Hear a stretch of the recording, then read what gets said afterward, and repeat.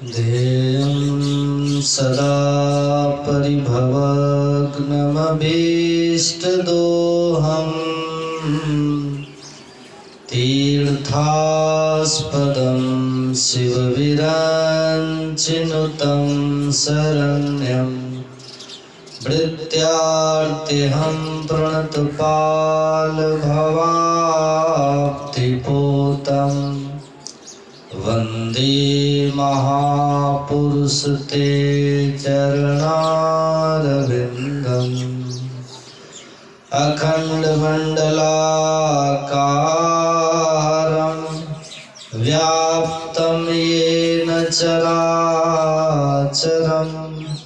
तत्पदं दर्शितं येन तस्मै श्री गुरवे नमः।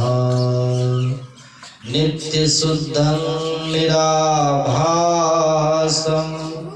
निराकारं निरञ्जनं नित्यबोधं चिदानन्दं गुरुं ब्रह्मं नमाम्यहम्। बोलिए प्रेम से श्री सद्गुरु महाराज की जय। श्री सद्गुरु महाराज की जय। श्री सद्गुरु महाराज की जय।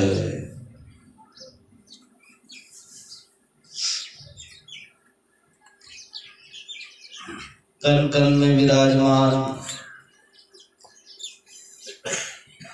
परमाराध्य संत सद्गुरु महर्षि में ही परमहंस जी महाराज के युगल पाद पद्मों में कोटि कोटि नमन। इस पंडाल में उपस्थित सत्संग प्रेमी महानुभावों, साधक वृंद, पूजनिया माताओं तथा भक्तिमती धर्मशिला बहनों, हम लोग परमाराध्य संत सद्गुरु महाराज की असीम अनुकंपा से आज से ही लगातार निरंतर 7 दिन तक यहाँ सदानंद बाबा के सानिध्य में हम लोग बैठकर ध्यान और सत्संग करेंगे। हम लोग सब ऐसा हम लोग क्यों करेंगे, इसका कारण क्या है? इसका कारण यही है कि हम लोग जो मनुष्य बने हैं, इस मनुष्य का जो उद्देश्य है, जो लक्ष्य है, भई परापत मानुख देहुरिया, अब प्रभु मिलन की यह तेरी बेरिया। यह जो मानव का शरीर आप हम सबको मिला हुआ है, इसका एक ही उद्देश्य है कि इनके प्रकार हम ईश्वर का दर्शन करें, उनकी प्राप्ति करें। और ईश्वर का दर्शन कौन करेंगे? किस मनुष्य को ईश्वर का दर्शन होगा? एक संत हुए, संत ब्रह्मानंद स्वामी। ब्रह्मानंद स्वामी कहते हैं, जैसे दूध के मथन से निकसत है घी जतन से, तुम्हें ध्यान के लगन से परब्रह्म ले निहारा। जैसे दूध के भीतर में घृत रहता है, घी रहता है, उसको यदि कोई प्राप्त करना चाहे तो उसका एक ही उपाय है कि विधि विधान से उसका मंथन करिए और घृत को प्राप्त कर लीजिए। जैसे दूध के भीतर से घी को प्राप्त करने का मंथन के सिवाय दूसरा कोई उपाय नहीं है, उसी तरह से ब्रह्मानंद स्वामी के कहने का भाव तात्पर्य ये है कि ईश्वर दर्शन के लिए ध्यान के सिवा दूसरा कोई उपाय नहीं है। इसी बात को साफ कहते हुए संत कबीर साहब कहते हैं अपनी वाणी में, मतलब हठ योग, जिसमें रेचक पूरक कुंभक किया जाता है, ये करके, ये हठ योग करके कोई ईश्वर का दर्शन करना चाहे तो नहीं कर सकता। न योगी योग से ध्यावे, न तपसी देह जरवावे, सहज में ध्यान से पावे, पर शर्त क्या है? सूरत का खेल जिया। कबीर साहब कहते हैं न तो कोई तपस्वी तपस्या करते करते देह को सड़ा दे, गला दे, जला दे, उससे कोई ईश्वर का दर्शन कर सकता है। और न तो कोई कितना ही हठ योग करे, रेचक पूरक कुंभक करे, अनुलोम विलोम करे, जो ये सब करते रामदेव बाबा वाला, इससे शरीर स्वस्थ रहता है, पर ईश्वर का दर्शन इससे नहीं होता है। ईश्वर का दर्शन तो एकमात्र जब भी होता है ध्यान करने से। न जोगी जोग से ध्यावे, न तपसी देह जरवावे, असहज में ध्यान से पर सुरति का खेल जिया।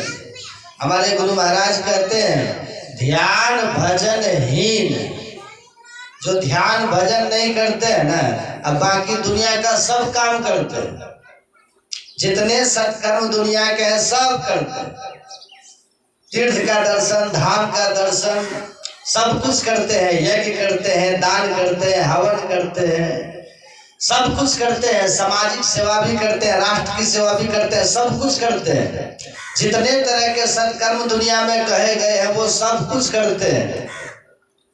लेकिन हमारे गुरु महाराज जी कहते हैं यदि कोई ध्यान नहीं करे उनको ईश्वर का दर्शन नहीं हो सकता। और सब कुछ होगा पर ईश्वर का दर्शन तभी हो सकता है जब हम आप ध्यान करें।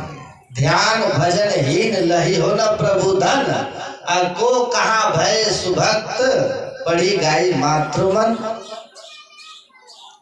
एकमात्र उपाय है ध्यान, है ना।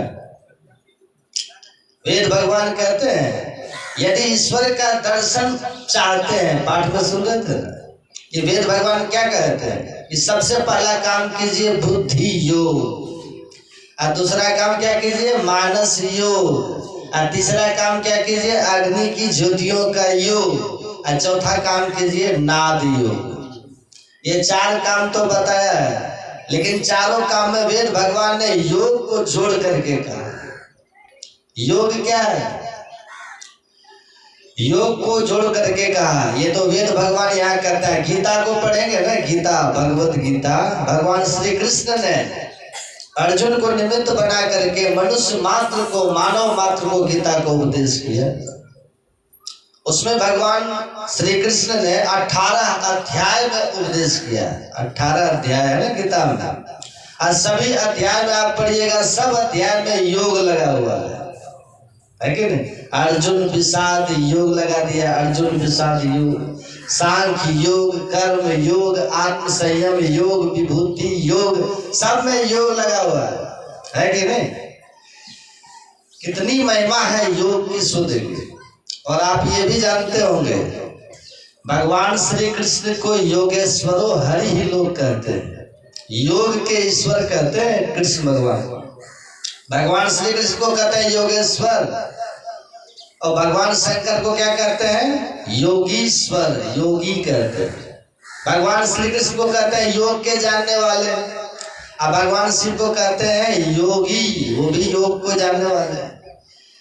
और सबको पता है, सबको जहाँ विष्णु भगवान का नाम आता है वहां कहते हैं विष्णु भगवान योग निद्रा में सोते, कहते हैं कहाँ कहाँ योग है सो देखते हैं। और भगवान श्री कृष्ण केवल कहते नहीं थे, यद्यपि भगवान कहते हैं कि तीनों लोकों में मुझे कुछ भी करना बाकी नहीं है। भगवान सब कुछ करके पूर्ण पुरुष है, वो कृत कार्य है, सब कुछ किए हुए। भगवान कहते हैं हमको कुछ भी करना बाकी नहीं है, ऐसे भगवान। लेकिन वे भगवान भी प्रतिदिन योग करते थे, ध्यान करते थे ना। लिखा है भागवत में, आप पढ़ के देख लीजिएगा। भगवान श्री कृष्ण के लिए लिखा है, वेदव्यास जी लिखे हुए हैं, ब्राह्मे मुहूर्ते उत्थाय वार्यो पस्पृशो माधव दध्यो प्रसन्न करणात्मानं तमसः परम। वेदव्यास जी लिखते हैं भगवान श्री कृष्ण प्रतिदिन ब्राह्म मुहूर्त में जग जाते थे। ब्राह्म मुहूर्त में जग करके भगवान श्री कृष्ण कुल्ला आचमन करके, हाथ पैर धो करके, शरीर को शुद्ध करके, पवित्र करके, फिर बैठ करके भगवान ध्यान करते थे, आत्मचिंतन करते थे। कितनी महिमा ध्यान की। इसलिए भगवान श्री कृष्ण को कहते हैं योगेश्वरो हरि, है ना। जब उद्धव जी ने प्रश्न किया था कि प्रभु आपका दर्शन हमको कैसे होगा, जबकि सामने भगवान खड़े हैं, उद्धव के सामने भगवान खड़े हैं और तब पूछते कि आपका दर्शन कैसे होगा। यथा त्वं मणिबिंदाक्षः यादृशं वा यदात्मकं ध्यायन् मुमुक्षुरे तन्मे ध्यानं तुमर्हसि। हे कमल नयन श्री कृष्ण, आप कृपा करके ये बताइए, जो मुमुक्षु पुरुष है, जो कल्याणकामी पुरुष है, वो आपका ध्यान किस तरह से करे जिससे उसे आपका दर्शन हो। और भगवान ने यही ध्यान की विधा, योग की विधा, क्या इसकी विधि है, क्या इसका भेद है, वो भगवान ने बताया। तो भगवान खुद करते भी हैं और अपने भक्तों को भगवान बतलाते भी हैं। रामायण पढ़ करके देखिएगा, आपसे कोई पूछे आप लोगों से रामायण किसने लिखा तो क्या कहिएगा?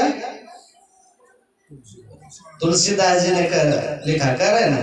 या फिर कुछ लोग कहते हैं वाल्मीकि ऋषि ने लिखा, महर्षि वाल्मीकि ने लिखा, और भी कुछ लोग कह देते हैं हनुमान जी ने लिखा। लेकिन रामायण को ठीक से पढ़ते नहीं, रामायण में ही लिखा होगा। रामायण की रचना किसने की है? रामायण में ही लिखा होगा। रची महेश निज मानस राखा, अपाई सुसमय शिवासन भाखा। भगवान शंकर ने रचा है ना, मतलब भगवान शंकर रामायण की रचना की। तो कैसे रचना किए हैं? भगवान शंकर कैसे सुनाते थे पार्वती को, लिखा है रामायण में, पढ़ लीजिएगा, लिखा हुआ है, पढ़िएगा। रामायण में जब भगवान शंकर रामायण की रचना करते थे या कथा सुनाते थे, तो सुनाने के पहले भगवान शिव ध्यानस्थ हो जाते थे, योगस्थ हो जाते थे, ध्यान करते थे। जो भगवान शिव काल पुरुष है, प्रलंकर है, जो ऐसे भगवान शंकर कथा के पहले, कुछ करने के पहले ध्यान कर रहे हैं, मतलब योग करते, इसलिए उसका नाम है योगेश्वर। ध्यान मगन रस, रामायण में लिखा है, ध्यान में मग्न रहते थे भगवान। ध्यान मगन रस दंड जुग अपनी मन बाहिर किन्न, रघुपति चरित महेश तब हर्षित वर्णे लिन्न। ऐसे भगवान शंकर थे। और आप लोग को ये भी पता होना चाहिए, भगवान शंकर सती को साथ में लेकर के जब चले जा रहे थे, तो भगवान शंकर ने दूर से राम भगवान को प्रणाम किया ना, जय सच्चिदानंद जग पावन अस्कै चले मनोजन साथ। प्रणाम करके भगवान आगे बढ़े।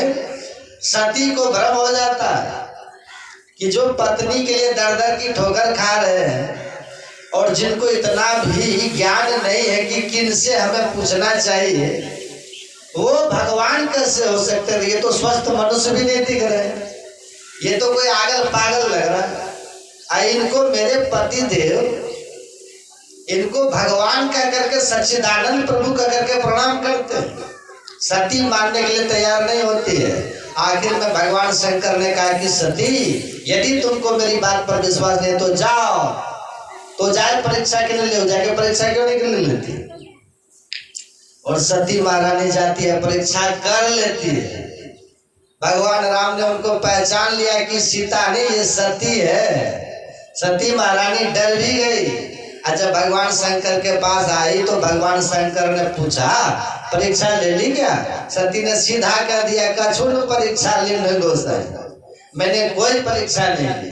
झुटका ना। अब भगवान शंकर कहते हैं, इतना समझा करके जिसको मैं थक गया, मेरी एक बात जिसने नहीं मानी, अब वहां जाकर के बिना परीक्षा लिए चलिए, ये कैसे संभव है? अब कैसे जानेंगे भगवान शंकर? योगी किसी के प्रूफ की जरूरत नहीं रखते हैं, योगी लोग। तुरंत भगवान शंकर, लिखा है रामायण में, कैसे ध्यानित है? भगवान शंकर वहीं ध्यान पर बैठ जाते हैं। तब शंकर देखो करी ध्याना, ध्यान करते हैं, मतलब सती के चरित्र को भगवान देख रहे हैं। तब शंकर देखो करी ध्याना, सती जो किन्न चरित सब जाना। सती ने क्या सब किया भगवान शंकर सब जाने। कैसे? ध्यान करने से।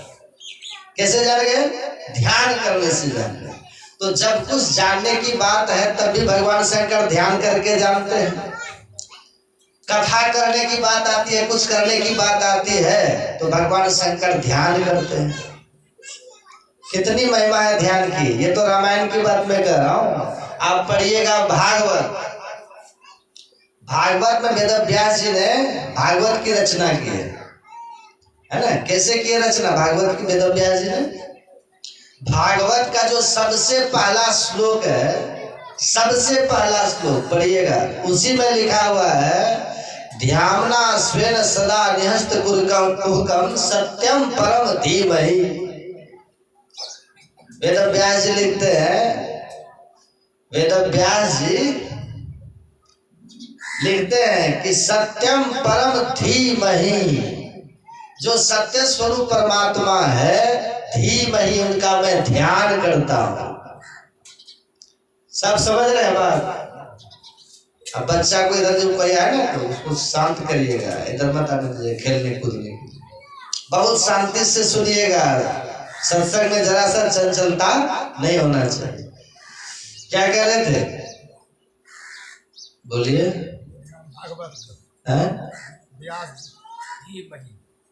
7 दिन तक यही सब चलेगा, ठीक है ना? 7 दिन तक जैसे पानी का फिल्ट्रेशन होता है ना, वैसे यहाँ पर साधक का फिल्ट्रेशन होगा 7 दिन तक। यहाँ पर ठाकुर स्वाति बात किसी के लिए नहीं कहेंगे, ठीक है? क्या कर रहे थे?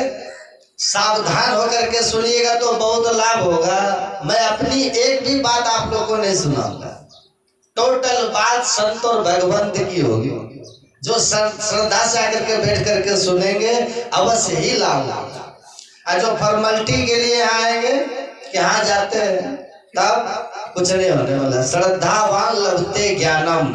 यदि ये समझिएगा कि संदीपानंद बोल रहा है, इसको तो हम जानवे करते हैं, घर के मुर्गी दाल बराबर, तो दाल खाते रहिएगा, ठीक है? कुछ मिलने वाला नहीं है। आपको हम जो सुनाएंगे ना कुछ भी, वो मेरी एक भी बात नहीं होगी, सब संत और भगवंत की बात होगी। और संत भगवंत की बात हमारे गुरु महाराज कहते हैं वचन अमी दे ध्यान। अमी मतलब क्या होता है? अमृत। अमृत का पान कैसे कीजिएगा? ये संत का जो वचन है, भगवंत का जो वचन है, ये अमृत के समान है। इसका पान कौन करेगा? हमारे गुरु महाराज कहते हैं वचन अमीय दे ध्यान, श्रवण करी चित्त में धरना। जो ध्यान से सुनेंगे, भगवान शंकर कथा करते तो ध्यान से करते हैं, और आपको कथा सुननी भी होगी तो ध्यान से सुननी पड़ेगी। ये नहीं कि दिखाने के लिए हम बैठ गए, हम श्रोता हैं, या बोल गए तो हम वक्ता है। नहीं, बोलने वाले हम भी आपको श्रद्धा से सुना रहे हैं।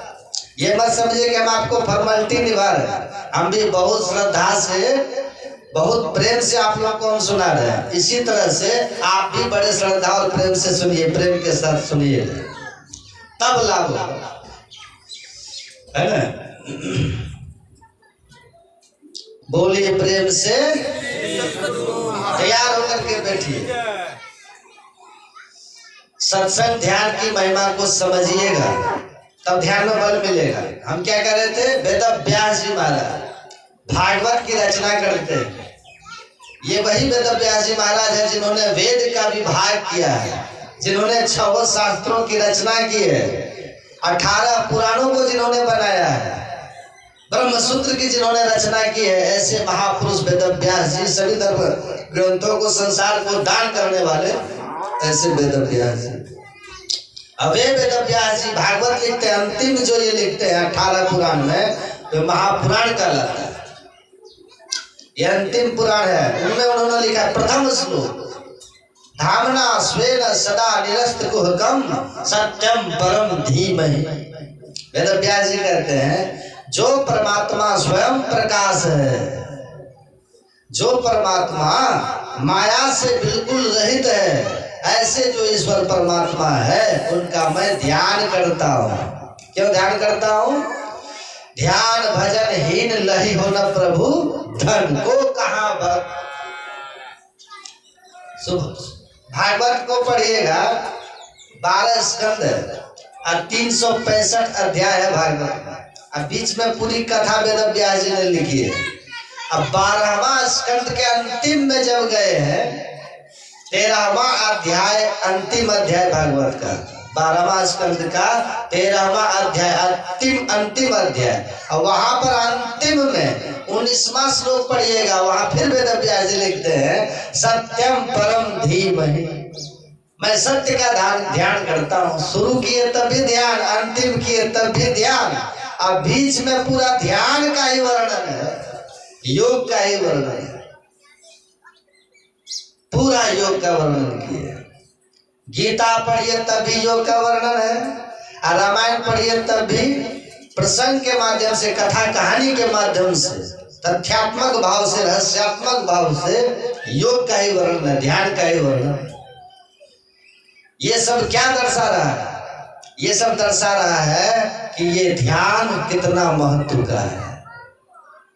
एक बात। दूसरी बात, गीता को पढ़ करके देखिएगा, भगवान श्री कृष्ण अर्जुन से कहते हैं, अर्जुन ये जो ध्यान है ना, ये जो योग है, भगवान कहते हैं ये ध्यान योग है और ये अविनाशी योग है, और इस योग को पहले मैंने ही बताया है सबको। पढ़िएगा, कब बताया है? सृष्टि के आरंभ में। अभी जब सृष्टि हुई तो सृष्टि के आरंभ में सबसे पहले, क्योंकि सृष्टि में मनुष्य आने वाला है ना, तो ये मनुष्य कैसे ये जन्म मृत्यु के चक्कर से छूटेगा, ये मनुष्य कैसे मानव तन को प्राप्त करने का जो उद्देश्य है, इस पर दर्शन वो कैसे करेगा, ये मनुष्य माया मोह से मुक्त कैसे होगा। इसलिए भगवान कहते हैं जब इस सृष्टि का प्रारंभ हो रहा था, प्रारंभ हुआ, उसी समय मैंने इस योग का उपदेश किया। समझ में आ रहा है?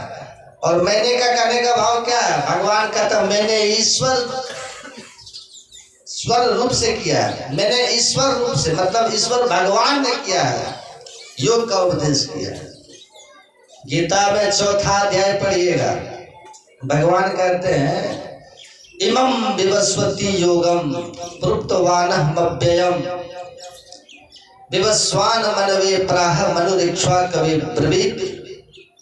इस योग को हमने सबसे पहले सूर्य को बताया था। यही योग कब बताया था? सृष्टि के प्रारंभ में निमित्त बनाया सूर्य को, सूर्य भगवान को बनाया निमित्त, उनको निमित्त बना करके भगवान ने इसका उपदेश किया। भगवान कहते हैं इस योग को हमने सबसे पहले सृष्टि के प्रारंभ में सूर्य को निमित्त बना करके ये योग सुनाया, और ये तब से परंपरा में चली। भगवान कहते हैं जब मैंने सूर्य को सुनाया तो फिर उस सूर्य ने अपने पुत्र मनु को सुनाया, इक्ष्वाकु को सुनाया, इक्ष्वाकु मनु, इक्ष्वाकु को, फिर अपने पुत्र, इस तरह से पहले सूर्य को सुनाए, फिर मनु को सुनाए, फिर इक्ष्वाकु को सुनाए। ये राजाओं की परंपरा में चला ये योग, ध्यान योग। आप सुनिएगा आगे भगवान कहते हैं एवं परंपरा प्राप्तम इमं राजस्य विदुः। इस तरह से ये राजाओं की परंपरा में चला ये योग विधान, ये योग की कला, ये राजाओं की परंपरा में चला, इसलिए इसको राज योग भी कहते हैं। लेकिन अब देखिए भगवान क्या कह रहे हैं कि अर्जुन ये योग तो खूब चला, ये राजाओं की परंपरा में चला, खूब चला, लेकिन 100 काले निहा महता योगो नष्टः परम तप। हे अर्जुन, ये राजाओं की परंपरा में चला, लेकिन ये बाद में नष्ट हो गया। नष्ट का मतलब क्या? अब देखिए जो भगवान पहले कहते हैं, पहले आगे भगवान कहते हैं ये योग कैसा है? अव्ययम, मतलब अविनाशी है योग। इस योग का, ध्यान योग का कभी नाश नहीं होता। अब फिर भगवान कहते हैं योगो नष्ट, योग नष्ट हो गया। ये दोनों तरह की बात भगवान क्यों कहते हैं? समझिएगा इसका भाव क्या है। इसका भाव ये, भगवान ये कहना चाहते हैं कि ये योग वास्तव में अविनाशी है। और अविनाशी कहने का मतलब ये है, इस योग का जो एक बार प्रारंभ कर देता है उसको पूर्णता दिला करके ही छोड़ता है, यानी कि बीच में नष्ट हो गया, ऐसा नहीं। और नष्ट होने का मतलब क्या है, भगवान कहते हैं योगो नष्ट, योग नष्ट हो गया, ऐसा भगवान क्यों कहते हैं? ऐसा इसलिए कहते हैं कि ये विलुप्त हो गया। इसी को हमारे गुरु महाराज लिखते हैं पदावली में। हमारे गुरु महाराज लिखते हैं, संतन की यह राज रही भेष भर्म से पाटी हो। संतन की यह राज रही भेष भर्म से पाटी हो। मैं ही देवी साहब दया तिन्ही भ्रम काटी हो। इसको लोग छुपा करके रखते थे, सबसे कहते नहीं थे। अंध बने फिरते बाहिर, अंतर पथ भेद न थे जाहिर। ये जाहिर नहीं था, प्रकट नहीं था। थे अंध बने फिरते बाहिर, अंतर पथ भेद न थे जाहिर। हमें बोधि बुझाए सुझाए दिया गुरु साहब बाबा देवी ने। ये समय समय से विलुप्त हो जाता है, ये नहीं रहता। वही भगवान श्री कृष्ण कहते हैं, अर्जुन ये अविनाशी योग है। मतलब एक बार जो योग का प्रारंभ कर देता है, ध्यान करना एक बार प्रारंभ कर देता है, उसका नाश कभी नहीं होता है। उसके भीतर योग बीज कभी नष्ट नहीं होता, लेकिन ये विलुप्त हो जाता है। ये सब नहीं जानते। समझ में आ रहा है? यदि इस योग को श्रद्धा से कोई करे, प्रेम से करे, तो ये करते करते होते होते थोड़े से शुरू होते होते पूर्णता को दिलाता है। ये योग, ध्यान योग पूर्ण हो जाता है। इसी बात को संत कबीर साहब कहते हैं, भक्ति बीज बिन से नहीं, है ना? समझ में आ रहा है? क्या कहते हैं? भक्ति बीज बिन से नहीं, जो जुग जाए अनंत ऊंच नीच घर जन्म ले तौ संत को संत। भक्ति बीज पलटे नहीं, आए पड़े जो चोल, कंचन जो विष्ठा पड़े घटे न ताको मोल। ये घटने वाला नहीं है, ये ध्यान योग। ये राम धन कबू न लागे काई, दिन दिन बढ़त सवाई, ये बढ़ता जाता। इसलिए भगवान कहते हैं योग के आरंभ का नाश नहीं होता। एक बार जो आरंभ कर देता वो चलता रहता। लेकिन इसमें होता क्या है, योग के आरंभ का नाश तो नहीं होता, लेकिन इसमें शिथिलता आ जाती है। शिथिलता किसमें आती है? करने वालों में शिथिलता। योग करेंगे सजगता से, सावधानी से अगर करेंगे तो इसका जो फल है, ईश्वर का दर्शन, ईश्वर की प्राप्ति, वो प्राप्त होगा। और यदि नहीं करेंगे तब क्या होगा? वो भी रिजल्ट भगवान ने सुना दिया। भगवान कह देते हैं, भगवान क्या कहे, जो नहीं करता है इस योग के प्रति, जिनके भीतर अश्रद्धा है, ध्यान के प्रति जिनके भीतर अश्रद्धा की भावना है, ऐसे व्यक्ति के लिए भगवान कहते हैं अप्राप्त माम निवर्तन्ते, वो मुझको कभी नहीं प्राप्त कर सकता। तो होगा क्या? भगवान कहते हैं मृत्यु संसार वर्तमनी, वो बारंबार इस मृत्यु रूपी संसार में आएगा और जन्म मृत्यु के दुख को वो भोगेगा। कौन कह रहा है ये बात? बोलिए ना, हम बोल रहे हैं क्या? भगवान कह रहे हैं। भगवान कृष्ण कहते हैं जो योग के प्रति, ध्यान के प्रति अश्रद्धा रखेगा, प्रेम नहीं रखेगा, ऐसा जो व्यक्ति होगा, ऐसा व्यक्ति बारंबार इस जन्म मृत्यु रूपी संसार चक्र में पड़ेगा और कभी उसे मेरा दर्शन नहीं होगा। अब प्राप्त मार्ग में वर्तन्ते मृत्यु संसार वर्तमनी, ऐसा व्यक्ति मुझे कभी नहीं प्राप्त कर सकता, जन्म मृत्यु के चक्कर में ही पड़ा रहेगा।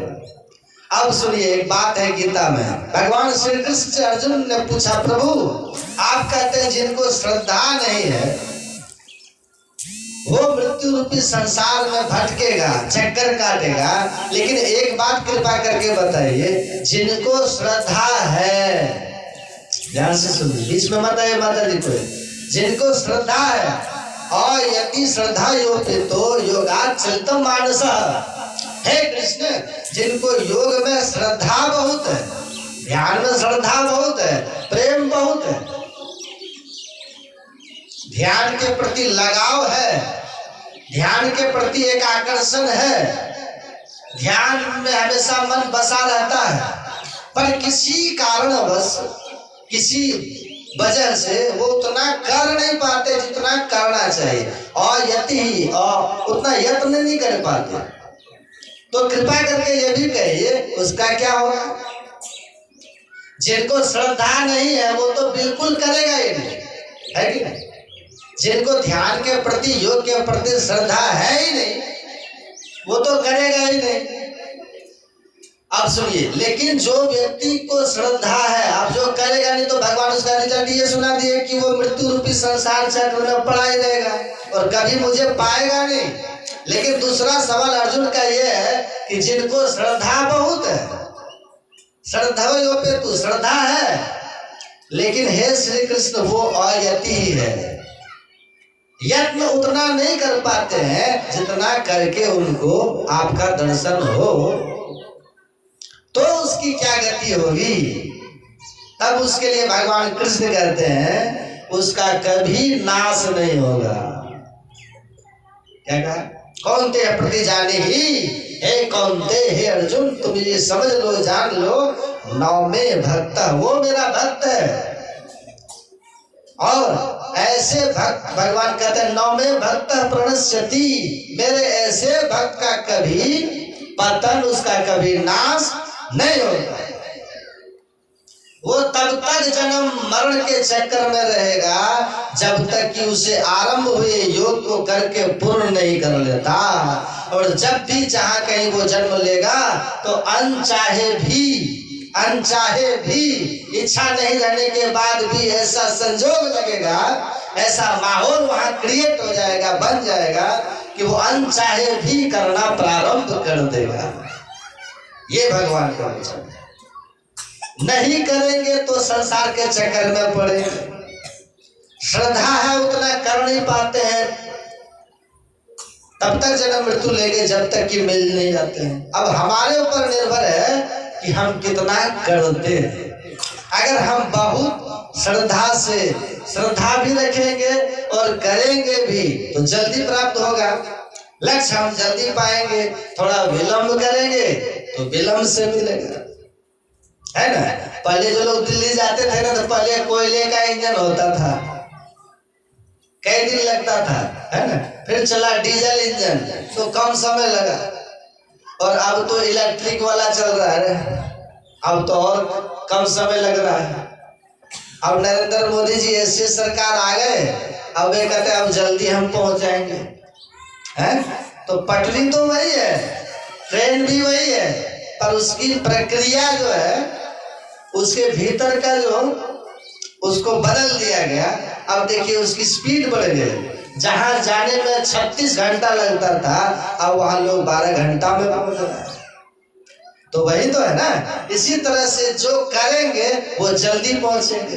अब दूसरी बात यह है, जिनके भीतर ध्यान के प्रति असली श्रद्धा होगी, असल में श्रद्धा बनावटी नहीं, जिनको असली प्रेम ध्यान के प्रति होगा वो ध्यान के बिना रह ही नहीं पाएंगे, वो योग के बिना रह ही नहीं पाएगा। और कभी दिखावा वो नहीं करेगा कि लोग हमको देखे हमें ध्यान करते हैं, वो न तो कभी दिखावा करेगा और न तो वो ध्यान के बिना वो रह पाएगा। वो ध्यान करेगा, है ना।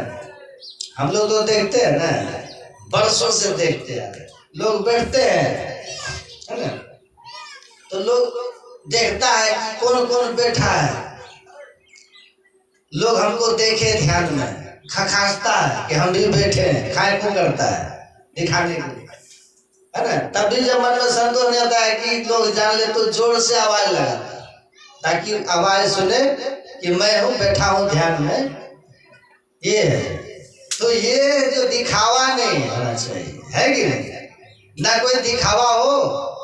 जिनको ध्यान के प्रति असली श्रद्धा, असली प्रेम होगा, वो न तो दिखावा करेगा और न तो ध्यान के बिना वो रह पाए। हम ज्यादा किसी को कहते नहीं कि ध्यान कीजिए, कोहने से कटहल पकता है, कोहने से कटहल पकेगा, खाइएगा तो मुंह खराब हो जाएगा, लस्सा पकड़ जाएगा, है कि नहीं। हम कहते नहीं कि ध्यान कीजिए, हम खुद गुरु महाराज की दया से समय से करते हैं। अब प्रवचन में कहना मेरा कर्तव्य है तो हम कर देते हैं। हम किसी को प्रेशर, हम किसी को जोर नहीं डालते कि आपको बैठना ही पड़ेगा। अब कभी कभी तो ये भी हम देखते हैं, लोग गप करते हैं मेरे पास बैठकर, ध्यान का समय होगा तो कहता है आप भी बैठिए, हम भी बैठेंगे, हम कहते हैं ना, तब फिर उधर भागने के लिए घर सोचता है। ध्यान के बारे में बोले 1 घंटा से बैठ करके मेरे पास गप करेगा, तब भागने का रास्ता नहीं सूझेगा। और जैसे कहेंगे अब ध्यान का समय हो गया, तब बोलता है घर जाते हैं, आते हैं थोड़ा सा काम है। 1 घंटा से काम नहीं लग रहा था उसका, है ना। तो श्रद्धा है, जोगी सामने धुरखेल नहीं करना चाहिए, धुरखेल मत करना चाहिए। भगवान कहते हैं, अर्जुन का प्रश्न देखिए कितना सटीक है, शुद्ध है और सीधा है। प्रभु श्रद्धा बहुत है, बहुत श्रद्धा प्रेम बहुत है, लेकिन कोई ऐसा कारण उनको है, या वो शरीर में कारण है या तो सिचुएशन वहां का ऐसा कुछ है जिससे जितना करना चाहिए उतना वो कर नहीं पाता, उस स्थिति की बात है। लेकिन लोग कहते हैं अरे भगवान तो कहिए न दिए हैं, भगवान का तो कहा हुआ है ना कि श्रद्धा हो नहीं करे तब भी जन्म मरण लेगा, लेकिन ध्यान का संस्कार रहेगा, भक्ति करता रहेगा। नहीं नहीं, एक तड़प होनी चाहिए भीतर से, और जो परिस्थिति हमारे साथ है उसको दूर करने के लिए विकलता भी होनी चाहिए, किसके चलते हम ध्यान नहीं कर पा रहे, ये परेशानी है। और हमारे गुरु महाराज जी कहते थे जो श्रद्धा से और समय से ध्यान सत्संग करते रहेंगे उनकी स्थिति परिस्थिति का निर्माण होता है, उनका सब संकट मिटता है, उनका सब रुकावट, उनकी रुकावट दूर होती है, सब ठीक हो जाता है। करेंगे तब ना। इसलिए वेद भगवान कहते हैं अगर ईश्वर का दर्शन चाहते हो तो योग कीजिए, ध्यान कीजिए। योग का नाम भी बता दिया है, योग कीजिए, मानस योग, ध्यान योग कीजिए। इसीलिए कहते हैं राजयोग, इसको ये राजाओं की परंपरा में चला राजयोग।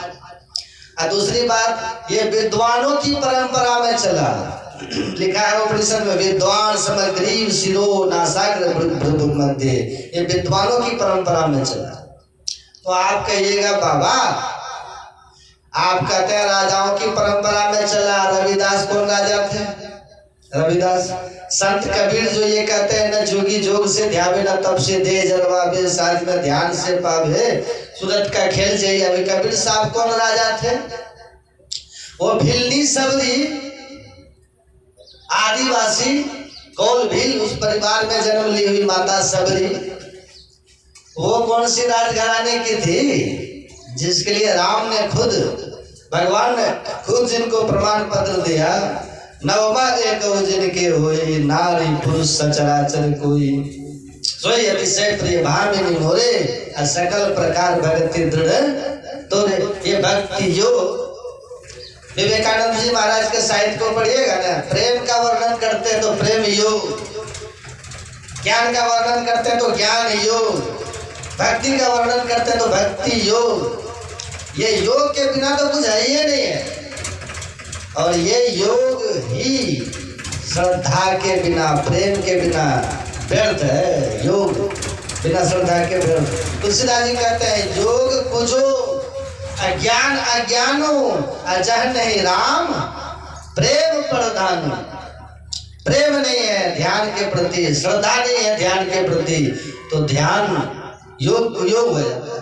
प्रेम होना चाहिए। वो माता सबरी को देखिए ना, वो कौन सी राजघराने की थी? माता सबरी पूर्ण हो गई कि नहीं? अब माता सबरी कौन सी पढ़ी लिखी थी? कबीर साहब खुद ये कहते कभी कागज छुओ नहीं, कलम गयो नहीं हाथ। वे कबीर साहब भी योग में पूर्ण है। न जोगी जोग से ध्यावे, न तपसी देह जरवावे, असहज में ध्यान से पावे, सुरति का खेल जही आवे। ऐसे कबीर साहब। आखिर ये है क्या? राजयोग कहने का एक भाव ये है, समझिएगा बात। हठ योग कहने का भाव वहां कठिनता का अनुभव होता है। हठ योग वो कष्ट साध्य है। हठ योग वो कठिन है, वो सबके बस की बात नहीं है हठ योग। लेकिन जब राजयोग की बात आती है तो ये बहुत सरल है।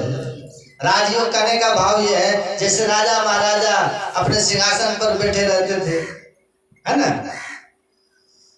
अपने महल में रहते हैं, ऐसे ही राजयोग है। अपने सब व्यवस्था के साथ में रहिए, है ना। कितनी अच्छी व्यवस्था है, सजा हुआ मंच है, सजा हुआ पंडाल है, आपके लिए बिस्तर लगा दिया है, ये राज व्यवस्था है ना। और तब बैठ करके जिनको बैठने में दिक्कत हो तकिया लगा लीजिए, आसनी बिछा लीजिए, कम्बल बिछा लीजिए, किनको फर्श, जिनको मिट्टी चुभता है वो गद्दा बिछा लीजिए, है ना। अपनी व्यवस्था करके बैठिए, है कि नहीं। इसलिए हमारे गुरु महाराज जी कहते हैं सरल सरल जग में परचारी। सरल है ये राजयोग। जैसे राजा महाराजा बड़े सुख से रहते हैं, हर तरह की व्यवस्थाओं में रहते हैं, इसी तरह से ये योग हम सब व्यवस्थाओं के साथ भी रह के कर सकते हैं, सबके साथ रह के कर सकते हैं। राज में ही राज, जोग में ही जोगी, तप में ही तपेश्वर, गृहस्थ में ही भोगी, ध्याय ध्याय भक्त सुख पाया, और नानक तिस पुरुष का कि अंत न पाया। ये राजयोग है। अब विद्वान करने का मतलब क्या है? विद्वान करने का मतलब ये नहीं कि बहुत पढ़े लिखे हो, वो नहीं। उसके लिए कहा सकल भूले, है ना। यहाँ भूलने की बात है विद्वान के नहीं, यहाँ रटने की याद करने की बात नहीं, यहाँ तो विद्वान बनने की बात नहीं है, यहाँ तो भूलने की बात है। अब बोलने की बात का मतलब क्या है? जिनके पास गुरु का ज्ञान है, जिनके पास गुरु की दीक्षा है, जिनके पास गुरु का ज्ञान है, गुरु का ज्ञान लेकर के, गुरु के दीक्षा को लेकर के जो अपने भीतर रखते हैं, वो असल में विद्वान है। कबीर साहब ने अपने गुरु रामानंद स्वामी के शिक्षा को बसा लिया, वो विद्वान है। माता सबरी ने मतंग ऋषि के ज्ञान को अपना लिया, वो विद्वान है। और अभी हम लोग देखते हैं 10 साल दीक्षा लिए हुए हो गया, तब कहते बाबा मंत्र भूल गए हैं। ये महापढ़े लिखे होकर के महामूर्ख हो गए हैं। पढ़े लिखे खूब है, दीक्षा खूब ले लिए, दीक्षा ले लिए, और 10-15 साल के बाद, 20 साल के बाद तब कहते बाबा दृष्टि योग कैसे करेंगे? तो 15 साल से 20 साल से कर क्या रहता है? ये महामूर्ख हो गया। विद्वान समग्रीव सिरो, जो विद्वान है वही ये कर पाएंगे। जो राजा मतलब जो हर तरह की व्यवस्थाओं में है वो भी कर सकते हैं, राजयोग है, ये सब कर सकते हैं।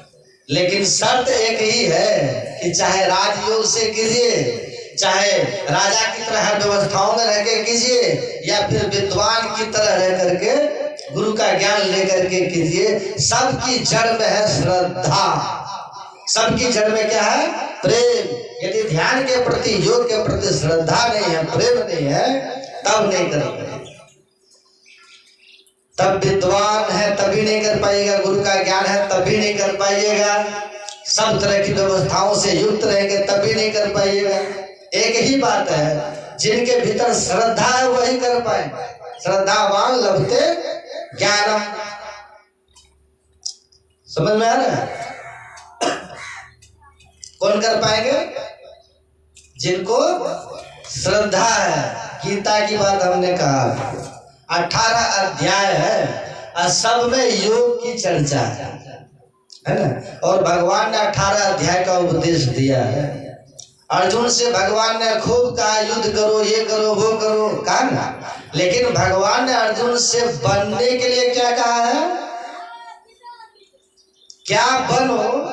भगवान ने अर्जुन से वीर बनने के लिए नहीं कहा, गीता पढ़िए ना। ठीक है, वो समय था, युद्ध चल रहा था, युद्ध करने के लिए भगवान ने कह दिया, लेकिन योद्धा बनने के लिए भगवान ने कभी नहीं कहा है, वीर बनने के लिए भगवान ने कभी नहीं कहा। अर्जुन को भगवान ने ये भी नहीं कहा कि तुम बहुत बड़े तपस्वी बन जाओ, ये भी नहीं कहा। अर्जुन को भगवान ने ये भी नहीं कहा तुम बहुत बड़े तैर बन जाओ, तीर्थाटन करने वाले बन जाओ, कुछ भी नहीं कहा भगवान। क्या कहा? पढ़िएगा गीता में, जो भगवान ने अंतिम में बनने के लिए कहा, क्या कहा बोलिए ना। भगवान कहते हैं तपस्वी भी धिको योगी, ज्ञानी भ्योपि मतोधिका, कर्मी भ्यश्चाधिको योगी, तस्मात् योगी भवार्जुन। हे अर्जुन, योगी तपस्वी से भी श्रेष्ठ होता है। योगी मतलब ध्यानी, ये ध्यान करने वाले, ये योग करने वाले जो ध्यान योगी है, योगी है, भगवान कहते तपस्वी से श्रेष्ठ होते हैं।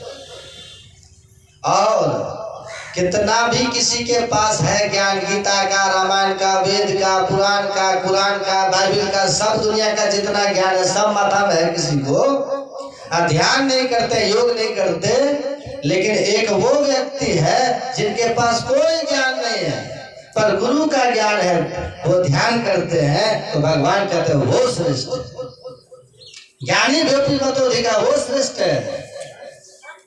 और कर्मी भ्यश्चाधिको योगी, कर्मी भ्यश्चाधिको योगी, जो तरह तरह के सकाम कर्म लोग करते रहते हैं। अभी देखते हैं ना कितना लोग करते हैं, छठ पूजा करते हैं, है ना, और क्या क्या करते हैं, व्रत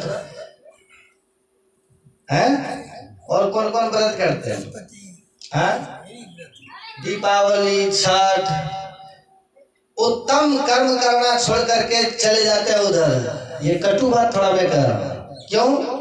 इसलिए कि श्रद्धा जो ध्यान के प्रति, जो योग के प्रति होना चाहिए, जो होना चाहिए उसमें कमी है। भगवान कहते हैं यदि कोई सकाम कर्म करे, उधर बहुत करे, कर ले, खूब करे, लेकिन वो कनिष्ठ है, भगवान कहते हैं वो छोटा है। व्रत उपवास, अब हम अपने हाथ में एक 500 का नोट ले, एक हाथ में 2000 का नोट ले, दिखाए तो कौन लीजिएगा आप लोग? 5000 वाला कि 2000 वाला? 500 वाला कि 2000 वाला? एक हाथ में 500 का नोट ले लें और एक हाथ में 2000 का नोट ले लें, एक हाथ में 500, एक में 2000, तो किसको पकड़िएगा? 2000 वाले को पकड़ेंगे। 500 वाला तो कोई है ना। अगर आप लोग को हम देना चाहें 500 का नोट, एक हाथ में है 2000 का नोट, तो इसको पकड़िएगा। एकदम स्वाभाविक है, क्यों? क्योंकि 2000 के महत्व का हमको ये पता है, ये जानते हैं कि 2000 के भीतर 4 पैसा घुसा हुआ है कि ये पता है। कोई भी जो सामान 500 में आएगा ना, उसका 4 गुना आएगा 2000 में।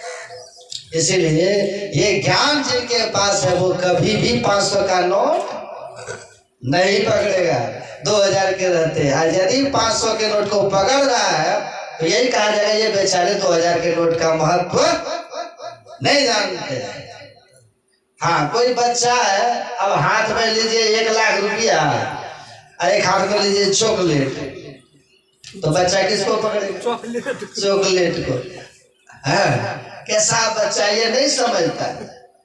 ये बच्चा है ना, इसलिए नोट के 1 लाख में लाखों चॉकलेट घुसा हुआ है, लेकिन वो बच्चा ना समझ है, वो नहीं जानता, इसलिए लाख रुपया को छोड़ करके वो चॉकलेट को ले रहा है। आप हंसिएगा, भगवान यहाँ सुना देते हैं। भगवान, कोई बोले भगवान कृष्ण कह दिए तो क्या हो गया? जो सृष्टि के रचना करने वाले हैं भगवान कह रहे हैं, उनकी बात का वैल्यू है, महत्व। ये जितने करते हैं ना, जो भी पर्व मनाते हैं, सब सकाम कर्म है। ये आप विश्वास कीजिए, जो भी सत्कर्म करते हैं सब सकाम कर्म है। जिस दिन ध्यान के प्रति श्रद्धा हो जाएगी, ध्यान के प्रति, योग के प्रति, सत्संग के प्रति, उस दिन दुनिया का सब काम छोड़ करके यहाँ हाजिर हो जाएगा। ध्यान में। वही भगवान कह रहे तपस्वी भी धिको योगी ज्ञानी भ्योपी मतोधिक कर्मी भ्याश्चाधिको योगी तस्मात् योगी भवार्जुन। हे अर्जुन, ये तपस्वी का मतलब क्या होता है? अभी यहाँ ध्यान चल रहा है ना, ध्यानाभ्यास 7 दिन का, सब बैठ के ध्यान करेंगे। और एक कोई दाढ़ी वाले आ जाए, जटा वाले आ जाए, त्रिशूल वाले, खंती वाला, चिमटा वाला आ जाए और रोड पर अंगूठा पर 1 घंटा खड़ा हो जाए, ठीक है, 1 घंटा अंगूठा पर खड़ा हो जाए, फिर वहां ध्यान में कोई बैठेगा यार, पहले जाकर के उनका दर्शन कीजिएगा, है कि नहीं? अंगूठा पर 1 घंटा से खड़ा है, कितना आश्चर्य आपको लगेगा, कहिए। सब ध्यान छोड़ करके उसके इर्द गिर्द खड़े हो जाइए, उनसे आशीर्वाद मांगिएगा। और ऐसे ऐसे लोग हैं जो सबसे पहले भागिएगा, हैं? हम सबसे पहले जाकर आशीर्वाद लेंगे, है कि नहीं? कोई थोड़ा सा आग जला करके आग पर पैदल चल जाए, बहुत चलता है गाँव घर में, देखिएगा, हम लोग देखते हैं ना, धुनी जला देता उस पर पैदल चल जाता है। और यहाँ पे कोई आग जला दे, वहां जाके खड़े हो जाए आग में, और यहाँ ध्यान सत्संग चले तो किस में आप जाइएगा बताइए? कहाँ जाइएगा? यहाँ रहिएगा, पूरा पंडाल खाली। अगर श्रद्धा होगी, ध्यान सत्संग के प्रति विवेक होगा, असली ज्ञान होगा, तो ध्यान सत्संग को छोड़ के आप तो उधर नहीं जाएंगे, क्योंकि भगवान श्री कृष्ण का ये अंतिम निर्णय है। समझ जाइए। ऐसे ऐसे तपस्वी होते जो धरती में धस जाते, आकंठ डूबे रहते, टुड्डी तक धरती में गला देते, थोड़ा सा मुंह ऊपर उसी में रस देता है, और कितने तो मुंह को भी धसा देता है धरती, नाक से ऊपर रहता है, कितने नाक को भी धसा देता है, आंख से केवल देखता है, और कितने आंख को भी धसा देता है। वहां रुपयों की वर्षा होती है, ऐसे ऐसी जगह पर रुपयों की वर्षा होती है, यहाँ भीड़ होगा। कारण क्या है? यही कारण है कि इसके महत्व को लोग नहीं समझते, ध्यान के महत्व को नहीं समझते, सत्संग के महत्व को। ऐसे ऐसे योगी होते हैं, कांटा पर वो लेट जाएगा। कांटा देखा ना, बेर का कांटा देखिए, बबूल का कांटा देखिए, कैसा तीक्ष्ण होता है। उस कांटे पर कुंभ के मेला में हम देखते हैं लेटे रहता है। कितने ऐसे ठड़ेसरी होते हैं जो खड़े खड़े पैर उसका हाथी का पांव जैसा हो जाता है, कितना एक हाथ को ऊपर करके रहता है, उसके पास लोगों की भीड़ लगी रहती है। लेकिन भगवान कहते हैं वो ठीक है, करते हैं, वो शरीर को कष्ट देते हैं, पर मन तो भीतर चंचल है, मन तो भीतर अब भी चंचल बना होगा। शरीर को कष्ट देने से क्या होगा? तपस्वी शरीर को कष्ट देता, पर ध्यानी क्या करते हैं? आओ वीरो मर्द बनो, अब जेल तुम्हें तजना होगा। अब मन निग्रह के समर क्षेत्र में मन का निग्रह करते हैं, मन से युद्ध करते हैं, मन को बस करते हैं ध्यान में। अब कहिए, मन को ठीक करना अच्छा है कि शरीर को कष्ट देना अच्छा है? बोलिए ना। मन को ठीक, जो ध्यानी होते हैं मन को ठीक करते हैं, अब वहां शरीर को कष्ट देते हैं। भगवान कहते हैं तपस्वी भी धिको योगी ज्ञानी व्योपी मतोधिक कर्मी धिको योगी। अंतिम निर्णय भगवान सुना रहे हैं, तस्मात् योगी भव अर्जुन। हे अर्जुन, योगी बन। क्या कहा? योगी बनने के लिए भगवान कहते हैं अर्जुन। और अर्जुन कैसा है ये भी मत समझिए कि अविवाहित लोग ही योगी बनता है मेरे जैसा। अर्जुन की पत्नी भी है, और एक पत्नी तो भगवान की बहन ही है, पता है कि नहीं? कई पत्नियां हैं, और भी पत्नी है तभी योगी बनने के लिए भगवान अर्जुन को कह देते हैं। बाल बच्चे हैं तब भी योगी बनने के लिए भगवान कह देते हैं। काम कितना बड़ा कर रहे हैं। सबसे कठिन काम क्या है दुनिया में? युद्ध करना, क्योंकि वहां पर मरो मारो की बात होती है युद्ध भूमि में। आप फौज का गुणगान क्यों गाते हैं? फौजी लोग का, मिलिट्री का गुणगान आप लोग क्यों गाते हैं? आप जानते हैं कि वहां पर वो जान से खिलवाड़ करता है, जान से खेलता है। आप ये समझ रहे हैं ना। और सबसे बड़ा धनुर्धर उस समय का अर्जुन ही था। और अर्जुन एक ऐसा पात्र था, एक ऐसा प्रतिद्वंदी था उस महाभारत के युद्ध में, जिसको चारों तरफ से बाणों की वर्षा होती थी, जिस पर सबके लक्ष्य में अर्जुन ही था। कौरवों को यह विश्वास हो गया था कि जब तक अर्जुन जीवित है तब तक हमको विजय श्री नहीं मिलेगी, ये सबको विश्वास था। इसलिए सब मिल करके अर्जुन को मारने में लगा हुआ था। पर जाको रखे साइया, भगवान सारथी बने हुए हैं। ये अर्जुन है, चारों तरफ से बाणों की वर्षा होती है, वो सभी बाण को काट करके और तब जो उनका शत्रु होता था, प्रतिद्वंदी होता था, उसको मारना पड़ता था। ऐसा भीषण संग्राम चल रहा है। अब वहां पर भगवान कहते हैं तस्मात् योगी भव अर्जुन, योगी बन। अभी लोग कहते हैं बाबा हमसे नहीं होगा ध्यान, कहते हैं हमसे नहीं होता है, यहाँ युद्ध कर रहा है। भगवान कहते हैं तस्मात् योगी, योग कर। वो कहते हैं हाँ, आप कहते हैं हमसे नहीं होगा, तो भगवान कहते हैं तुमसे होगा, करो। अर्जुन कहता है नहीं होगा, हाँ होगा। इसमें बहाना कोई मत बनाइए, बहाना बनाइएगा तब परिणाम बहुत खतरनाक होगा, बहुत भयंकर होगा परिणाम, है ना। अब फिर अभी का ध्यान 10 मिनट से कितना टाइम हो गया है?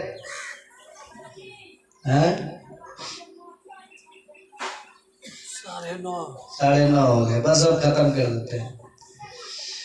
तो 10 से 11 बजे का ध्यान होगा, है कि नहीं। फिर 2 बजे से 3 बजे का ध्यान होगा, फिर 3 बजे से सत्संग होगा, है ना। ये सिस्टम है ध्यानाभ्यास में। 5 बार का ध्यान ब्रह्म मुहूर्त में, 3 से 4 ब्रह्म मुहूर्त में 1 बार ध्यान, और फिर 10 से 11 ध्यान, फिर 2 से 3 ध्यान, और फिर शाम को 6 बजे से 7 बजे का ध्यान। बैठिए ध्यान में, भले बने कि न बने, गुरु महाराज के हाथ में छोड़ दीजिए, बैठिए जरूर। ब्राह्मण मुहूर्त उठाया वायु पशु माधव, इसलिए हमने कहा पूरा ब्राह्मण मुहूर्त 1 घंटा जरूर बैठिए, 3 बजे वाला, और उस समय मन लगता है ध्यान में, आराम से बैठिएगा, देखिएगा बैठ के पैर हाथ धो के। भेलसर में 1 घंटा बैठिए, बहुत आराम है। जिसके मन में उल्कुसी लगी है वो नहीं बैठ पाएगा, है ना। जिसके मन में है कि हो ध्यान ध्यान क्या, लेकिन जो जिसका मन शांत है, श्रद्धा है, ब्रह्म मुहूर्त में बैठेगा, जरूर ध्यान बढ़ेगा। बैठ करके देखिएगा उस समय। ये 3 से 4 का ध्यान जो है बहुत बढ़िया नियम है, ब्रह्म मुहूर्त है।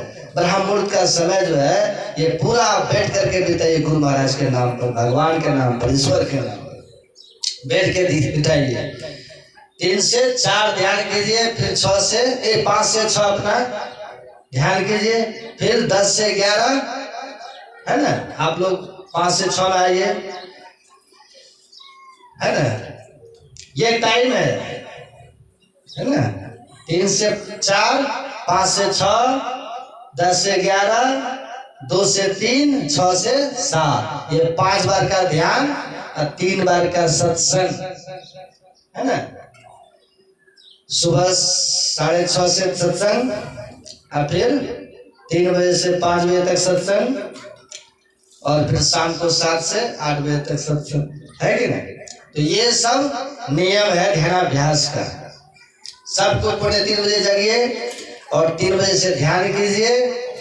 और यहाँ पर बैठ करके ध्यान, क्या ध्यान होता है मंदिर में, तो मंदिर में आकर के सबको ध्यान कीजिएगा। सब एक साथ बैठने से गुरु महाराज प्रसन्न होते हैं। सामूहिक ध्यानाभ्यास, वहां बैठ करके ध्यान कीजिए, वो भी पवित्र स्थान है कि नहीं। वहां आकर के मंदिर में ध्यान में, और देखिए कितना अच्छा मौसम है, ठंडा का मौसम है, सब बैठ करके ध्यान कीजिए। इस समय ध्यान बनता है, तो बैठिएगा ना ध्यान में सबको, है। अच्छा, समय जैसे हो सबको आके बैठिए ध्यान में, एक साथ बैठिए सब। क्यों बैठिएगा एक साथ? सत्संग योग में गुरु महाराज लिख दिए, महात्मा गांधी का वचन है, गुरु महाराज ने उद्धृत किया, महात्मा गांधी कहते हैं धर्म की सभा में एक साथ बैठ करके प्रार्थना करने का राज रहस्य ये है कि एक दूसरे पर जो शांत प्रभाव पड़ता है वह आध्यात्मिक तरक्की में, रूहानी तरक्की में मददगार होता है। इसलिए मंदिर में जाकर सब साथ में बैठिए। यदि आप बहुत नींद में रहते हैं, सोने वाले हैं, तो वहां करके नींद भी कम हो जाए। यदि उधर आपको सोने का आदत है तो वहां करके बैठ के ध्यान कीजिएगा तो सोना छूट जाएगा। इसीलिए समूह में आकर के बैठ करके ध्यान कीजिए। तो मैं कह रहा था उधर भगवान कहते हैं तपस्वी भी धिको योगी ज्ञानी भ्योपी मतोधिकः कर्मी भ्यश्चाधिको योगी तस्मात् योगी भव अर्जुन। योगी बनो। तो अर्जुन कहता है कि योगी बन जाऊंगा तो हो जाएगा ना। भगवान कहते हैं नहीं नहीं नहीं, और थोड़ा सा सुनो। अब भगवान कहते हैं योगी नाम अपनी सर्वेशाम। भगवान कहते हैं उन योगियों में भी मदगते नान्तरात्मनः। भगवान कहते हैं जो श्रद्धावंत होकर के और मेरे आश्रित होकर के तब योग करते हैं। भगवान कहता है ऐसा योगी बनो, वो श्रेष्ठ होता है। केवल ध्यानी नहीं बने, श्रद्धावान ध्यानी बने। केवल योगी हम न बने, श्रद्धावान योगी बने। और जिनके भीतर श्रद्धा होगी, जिनके भीतर प्रेम होगा, वो पाखंडी नहीं होता। जिनके भीतर प्रेम होगा वो प्रपंची नहीं होता। जिनके भीतर में प्रेम होगा वो प्रलोभन में नहीं पड़ सकता। तो जो श्रद्धालु होंगे, जो प्रेमी होंगे, वो ध्यान के बिना रहेंगे नहीं, वो दिखावा भी नहीं करेंगे। तो ये श्रद्धा के साथ, प्रेम के साथ इस ध्यान में लगिए, है ना। अब प्रतिदिन 5 घंटा ध्यान और 3 बार सत्संग यहाँ चलेगा। 7 दिन तक ध्यान भी कीजिएगा। और मैं जो कुछ आपको सुनाऊंगा एक भी मनगढ़ंत बात नहीं सुनाऊंगा। सब शास्त्र सम्मत बात सदगुरु महाराज के ज्ञान के आधार पर सुनाऊंगा। और